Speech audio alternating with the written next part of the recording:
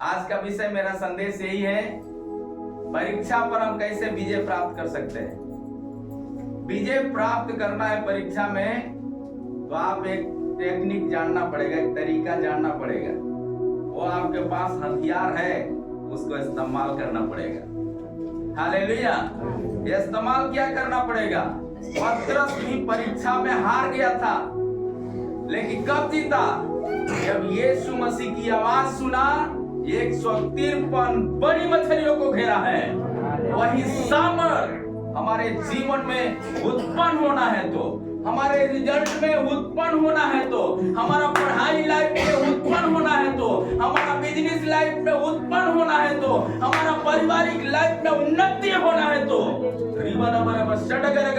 परमेश्वर का वचन कहता है हालेलुया, जागते रहो। हालेलुया। क्यों जागना है? जागना मतलब क्या है?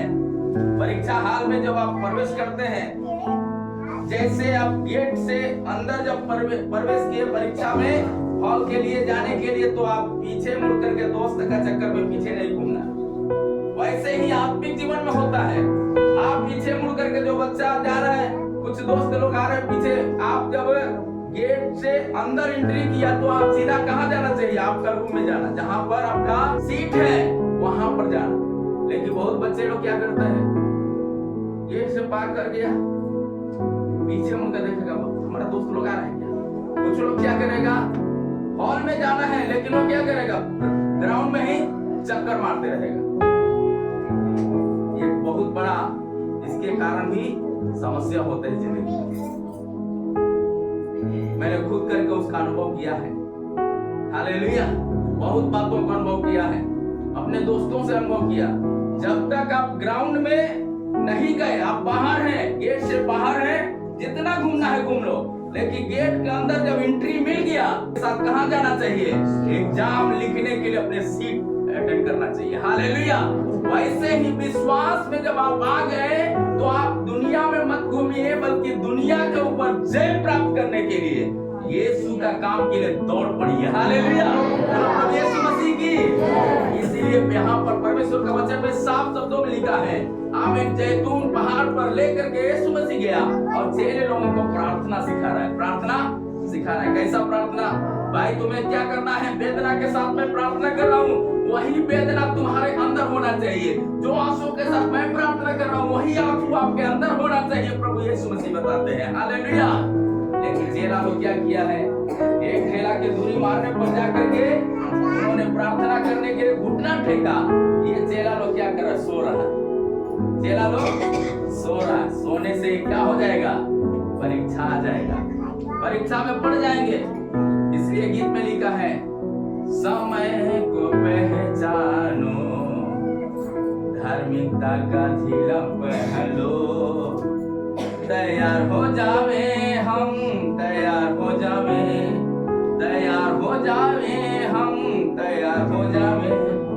जब तक हम तैयार नहीं रहेंगे परीक्षा लिख नहीं सकते। हालेलुया।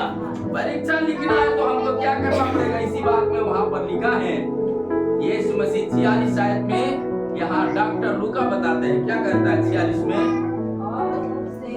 और चेले लोगों से यीशु मिल करके कहा, क्यों सोते हो? मतलब सोना मतलब क्या है? क्यों चिंता में हो? क्यों उदास बैठे हो? क्यों निराशा में हो?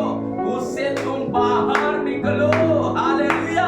बोलो प्रभु यीशु मसीह की। हम लोग क्या करते हैं? हम कहते हैं परीक्षा लिखने के लिए, जाने के लिए हम तैयार होना चाहिए, तो क्या करते हैं उसी दिन? क्या करूं, कलम में स्याही नहीं है, देर नहीं है, तो पैसा नहीं है, बहुत तरह के बहाना बनाते हैं। लेकिन उस पर विजय प्राप्त करना है तो यीशु मसीह कहता है जागो। हालेलुया। ये सोने का मतलब, सो रहा है तो चेहरा सोने वाला का कैसा रहता है?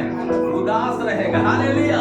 इसका मतलब चिंता को दर्शाता है। परमेश्वर का वचन कहता है अपनी सारी चिंता यहोवा पर डाल दे, यहोवा पर डाल दे।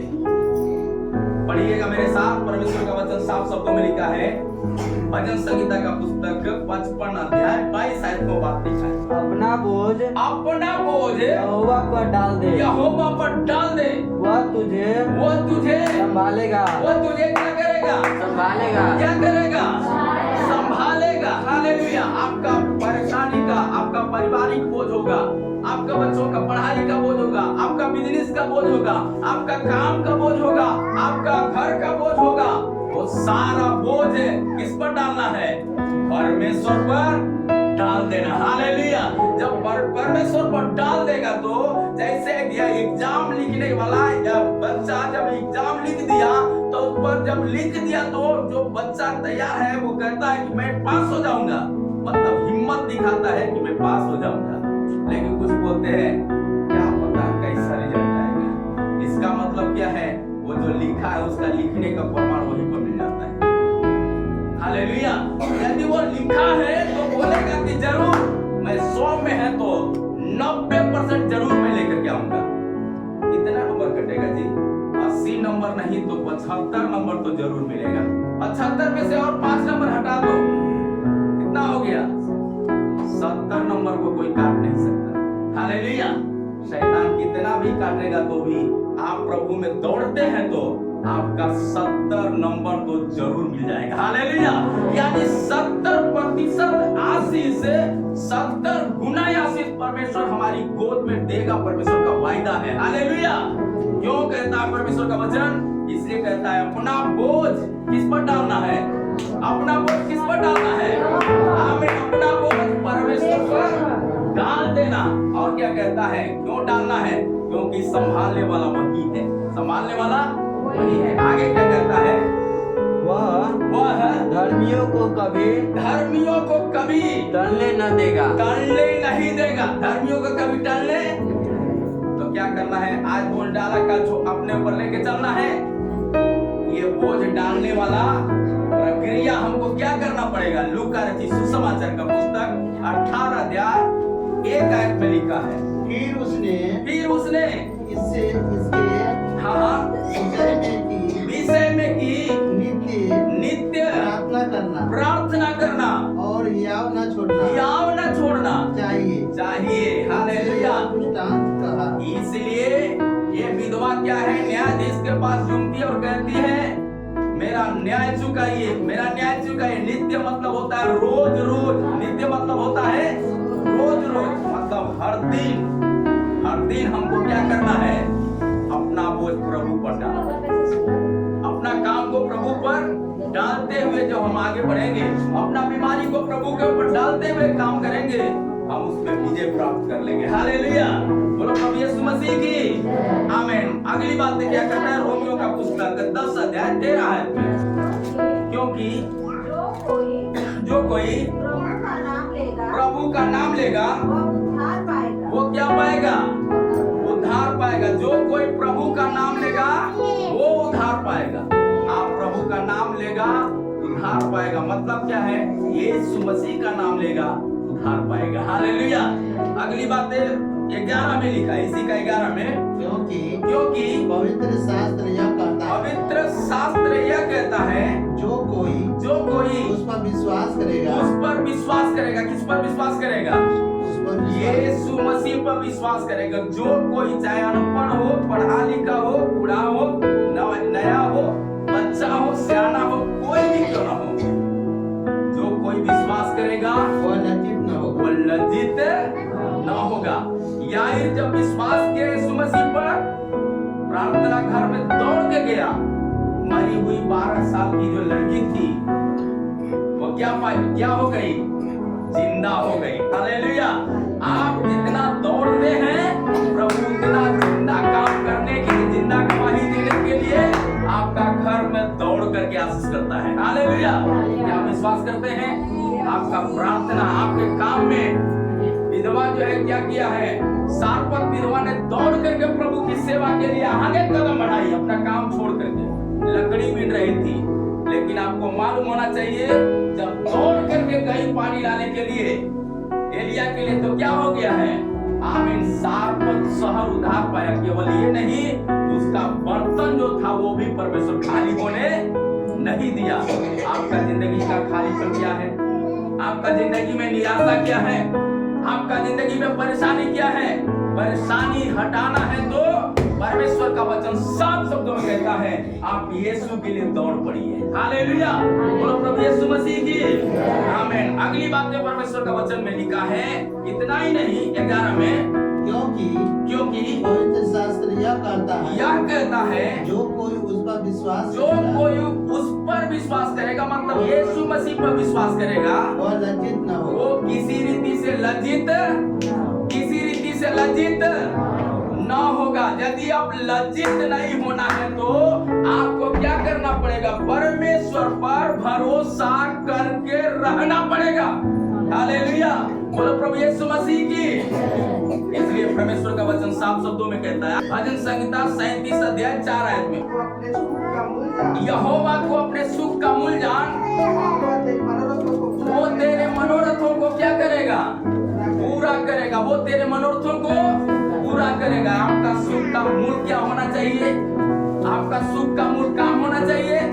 आपका सुख का मूल परमेश्वर की आराधना होना चाहिए। हालेलुया, गीत में लिखा है आराधना में है छुटकारा, आराधना में है चंगाई, आराधना में है भलाई। हालेलुया, शरीर प्राण आत्मा में शांति आनंद देता है, जान से भी प्यारा प्रभु। हालेलुया, बोलो प्रभु यीशु मसीह की आमीन। दाऊद कहता है यहोवा को अपने सुख का मूल जान, वो तेरे मनोरथ को पूरा करेगा, वो तेरे परिवार का जरूरत को पूरा करेगा, वो तेरा बिजनेस का काम को पूरा करेगा, वो तेरा बिल्डिंग का काम को पूरा करेगा, वो तेरा विश्वास के काम को पूरा करेगा, आपका हालेलुया एक एक जरूरतों को पूरा करेगा।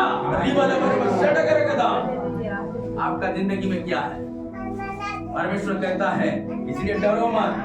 परीक्षा लिखने के लिए तैयार है तो परीक्षा का प्रतिफल पाने के लिए भी तैयार हो जाइए। हालेलुया, आमीन। परीक्षा लिखने के लिए तैयार है तो आमीन, दौड़ करके लिखने के लिए आगे बढ़िए, आप रिजल्ट भी पाने के लिए आगे रहेंगे। हालेलुया, बोलो प्रभु यीशु मसीह की आमीन। परीक्षा का समय परीक्षा लिखने के लिए आमीन, हालेलुया। मरियम ने दौड़ करके यीशु मसीह के पांवों तले गिर गई। हालेलुया, दौड़ने में गिरी है, क्या हो गया है?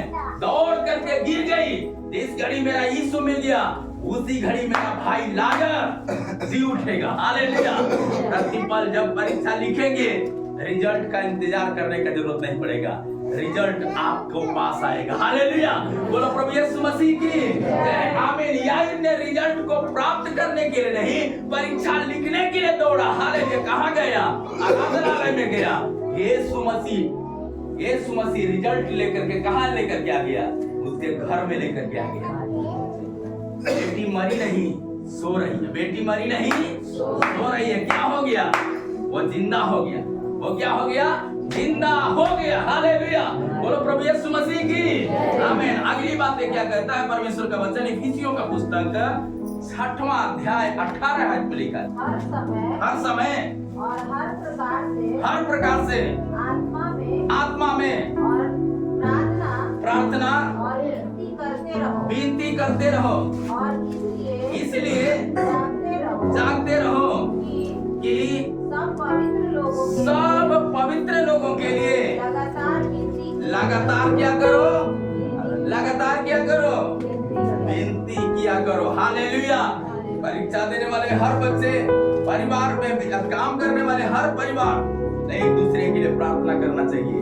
देश की सरकार के लिए प्रार्थना करना चाहिए, शिक्षा मंत्री के लिए प्रार्थना करना चाहिए, हमें एग्जामिनर के लिए प्रार्थना करना चाहिए, जहाँ काम करते वहाँ के अधिकारियों के लिए प्रार्थना करना चाहिए। यदि आप ऐसा करते हैं तो हमें जिस कलीसिया में रहते कलीसिया के लिए प्रार्थना करते हैं तो परमेश्वर आपका जिंदगी में बरकत देने के लिए सामर्थ्य है। हालेलुया, बोलो प्रभु यीशु मसीह की। इसलिए हर समय हर प्रकार से मतलब क्या है? आत्मा में आराधना, आत्मा में आराधना। हालेलुया, काम करते समय आराधना, प्रार्थना। हालेलुया, हर समय जब हर समय एग्जाम लिखने वाला व्यक्ति आमीन चलते रहेगा तो भी आप याद किया हुआ चीज को क्या करता है? जो बच्चा रटते रहता है एग्जाम लिखने में उसको देर नहीं लगता। इसका मतलब क्या है? वो खाना खा रहा है तो भी याद करते रहता है। वैसे ही हमारा प्रार्थना याद होना चाहिए। प्रार्थना क्या होना चाहिए? याद होना चाहिए। हालेलुया, याद करने वाली बातें मतलब आत्मा में आराधना। पौलुस कहता है आमीन, हर समय आत्मा में प्रार्थना। पौलुस कहता है वो बात हमारे जिंदगी में, आपके जिंदगी में भी होना चाहिए। क्या आप चाहते हैं कि ऐसा हो जाए? अगली बातें परमेश्वर का वचन कहता है, आमीन। पहला कुरिन्थियों का पुस्तक 16 अध्याय 13 है, जागते रहो, विश्वास में स्थिर रहो, विश्वास में स्थिर रहो और बलवंत हो जाओ, बलवंत हो जाओ। जो कुछ करते हो प्रेम से करो। क्या करो? प्रेम से करो। आराधना में दबाव से जाएंगे, आशीष नहीं मिलेगा, लेकिन प्रेम से जाएंगे तो परमेश्वर प्रेम करते हुए आपको आशीष देगा। हालेलुया, बोलो प्रभु यीशु मसीह की जय। आमीन। कोई जाए चाहे ना जाए, हमको जाना है। कोई करे चाहे ना करे, हमको करना है। कोई ताली बजाए चाहे ना बजाए, हमको ताली बजाना है। यदि आत्मा प्रेरणा कर रहा है तो दे रहा है, तो आवाज सुन करके हमको काम करने में संकोच नहीं करना चाहिए। बोलो प्रभु यीशु मसीह की आमीन। जब परमेश्वर का आवाज सुन करके आमीन, पतरस ने क्या किया है? पतरस जब जान डाला नाव पर से 153 बड़ी मछलियों को घेरा। क्यों घेरा? क्योंकि उन्होंने जाना यीशु मेरे नाव के अंदर है, यीशु मेरे नाव के अंदर है। यीशु की आवाज सुना, उन्होंने देखा, क्या कहा? अभी तक तूने जो नाव का जो बाएं साइड में जान डाला है, मेरे कहने पर एक बार और नाव के दाहिने साइड में जान जा। जब यीशु आता है रास्ता बदल जाता है। यीशु आता है निराशाएं खुशी में बदल जाता है। यीशु आता है असंभव काम संभव में बदल जाता है। आपकी जिंदगी में यीशु आ जाना चाहिए। हालेलुया। इसलिए जागते रहो, विश्वास में स्थिर रहो। जागते रहो और विश्वास में स्थिर रहो। विश्वास में स्थिर मतलब क्या है? एक बार क्या बहुत बच्चे एग्जाम देते हैं और फेल कर गए, क्या करते हैं? पढ़ाई बंद कर देते हैं। पढ़ाई बंद नहीं करना, पढ़ाई को जारी रखना। आमीन। यदि एक बार गिर गया है तो आमीन, इसका मतलब है वो रिजल्ट 1 नंबर के लिए गया होगा। शायद सेकेंड डिवीजन 1 नंबर मिलता तो होता, लेकिन तुमको मालूम होना चाहिए कि 1 नंबर के कारण सेकेंड डिवीजन प्रभु नहीं देना चाहता था। इसलिए क्या किया है? रोक दिया आपके रिजल्ट को। आप निराश नहीं होना है, आमीन, आत्महत्या नहीं करना है, परंतु यीशु मसीह में जागते हुए प्रार्थना के साथ यदि तुम आगे बढ़ते हो तो बेटा इस बात को जानो, तुम्हारे लिए भविष्य प्रभु का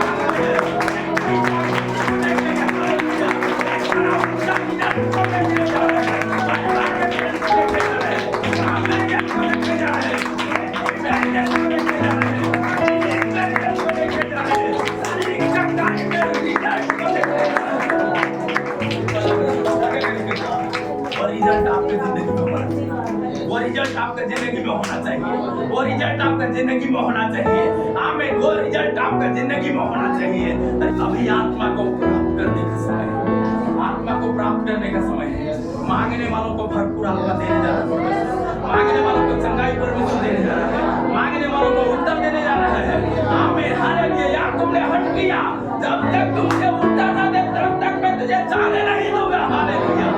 कुछ ही समयों में प्रार्थना भी बंद हो जाएगा, लेकिन आपका जिंदगी का प्रार्थना जागृति के रूप में दौड़ना चाहिए। आप खेत में हाथ डालेंगे, वहां खेत में फलवत होना चाहिए। आपका हालेलुया। पशुओं को पालते होंगे, उसमें बरकत होना चाहिए। आमीन। शायद खेती करते होंगे, उसमें बरकत होना चाहिए। बिजनेस करते होंगे, उसमें बरकत होना चाहिए। ये बिजनेस हालेलुया बड़ा उन्नति हो जाएगा। आमीन। इसलिए परमेश्वर का वचन साफ शब्दों में लिखा है। हालेलुया। आमीन। इसलिए प्रभु का वचन कहता है, आमीन, जागते हुए प्रार्थना करना, जागते हुए प्रार्थना करना। हालेलुया। जब जागेंगे, प्रभु में स्थिर रह करके प्रार्थना करेंगे, आपका रिजल्ट प्रभु में एक बड़ा चमत्कार के रूप में हो जाएगा। आमीन। हालेलुया। मरकुस का पुस्तक में 13 अध्याय का 33 आयत में लिखा है, देखो, जानते और प्रार्थना करते रहो, क्योंकि तुम नहीं जानते वह समय कब आएगा। रिजल्ट कब आ जाएगा? रिजल्ट का इंतजार नहीं करना है, रिजल्ट पाने की तैयारी में रहना है। हालेलुया। कभी रिजल्ट को होने दो, लेकिन परीक्षा लिखने के लिए तैयार है तो रिजल्ट मिलने के लिए तैयार है। हालेलुया। आपका जिंदगी में भाई हालेलुया रिजल्ट, शायद आप बीमारी से परेशान होंगे, शायद कर्जा से परेशान होंगे, शायद आप गरीबी से परेशान होंगे, शायद आपका पारिवारिक जीवन में नशा से लोग परेशान होंगे। आमीन। बहुत तरह का समस्या से परेशान होंगे। आप परमेश्वर का वचन कहता है परीक्षा लिखने के लिए तैयार है, यानी प्रार्थना घर में दौड़ कर जाने के लिए तैयार है, तो परमेश्वर आशीष देने के लिए भी तैयार है।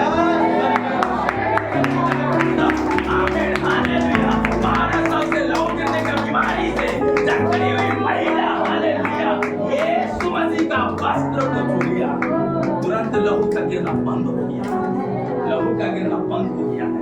वही सामर्थ्य इन दिनों में काम करने वाला है, वही सामर्थ्य इन दिनों में काम करने वाला है। आमीन, हालेलुया, हालेलुया।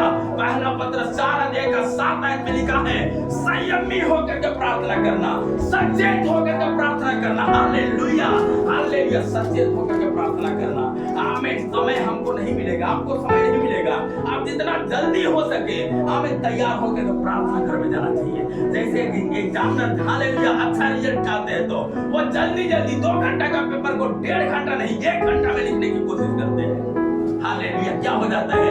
वही बच्चा फर्स्ट डिवीजन करता है, वही बच्चा फर्स्ट डिवीजन करता है। लोग सोचता है आपने 2 घंटा तो भी समय है, 2 घंटा में 1 घंटा पढ़ने में गपशप करने में बिता देगा, 1 घंटा में पता चला 45 मिनट ही लिखने के लिए मौका मिला, 15 मिनट पहले जो काफी छिना गया। क्या हो गया? बच्चा का सामने बहुत प्रश्नों का आसानी से उत्तर दे सकता था, लेकिन क्या हो जाता? वही बच्चे का रिजल्ट फंस जाता है। हालेलुया, बच्चा समझ नहीं पाता है लेकिन परीक्षा कैसे पास हो जाएंगे। आज भी बहुत से विश्वासी क्यों आर्थिक रीति से दबे हुए हैं, हमें बीमारी में दबे हुए, पारिवारिक जीवन उनका अच्छा नहीं है। क्यों नहीं है? उसका रीजन क्या है? क्योंकि प्रार्थना को महत्व नहीं देते, प्रार्थना को महत्व नहीं देते। हालेलुया, इसलिए यदि हम महत्व देंगे तो यहाँ वचन में लिखा 4 अध्याय का 7 आयत में, कोई एकदम बढ़िया बात, सब बातों का तुरंत होने वाला है, तुरंत होने वाला है।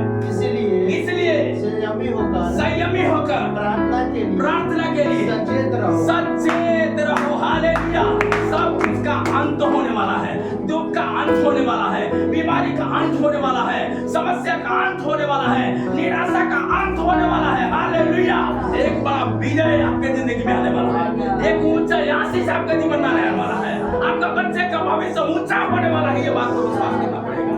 हालेलुया, ऊंचा आशीष को जब हालेलुया पत्रस ने इस बात को सुना है, एक बार में जाल को डाला है, 153 बड़ी मछलियों को घेरा है।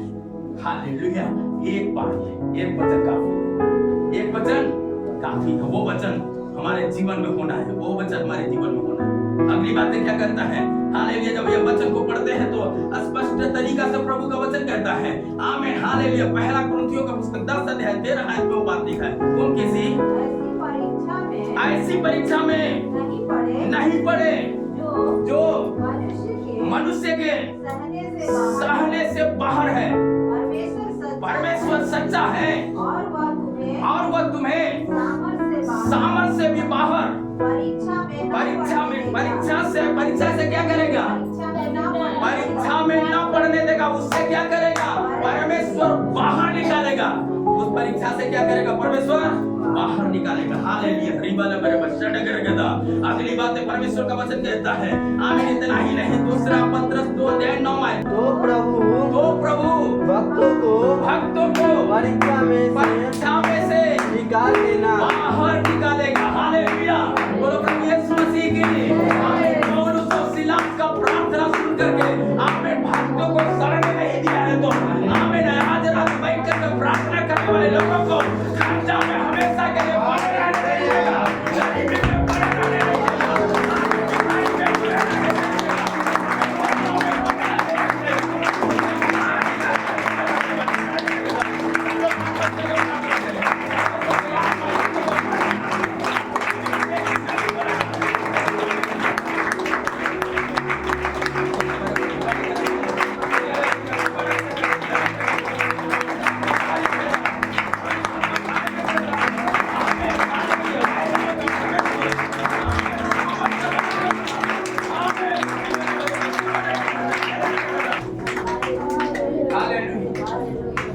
फिलिपियों का पुस्तक 4 अध्याय का 19 आयत में लिखा है, मसीह तुम्हारी हर घटी को पूरी करेगा। मसीह तुम्हारी हर घटी को पूरी करेगा। आज रात बैठना एक बड़ा ऊंचा आशीष हो गया है। हालेलुया, जिंदगी में एक बड़ा परिवर्तन हो गया है। प्रभु का वचन में याकूब यबोक नदी पर बैठा है, उसको दुगना अभिषेक मिल गया। वही सामर्थ हम सबके जीवन में पूरे दिया है।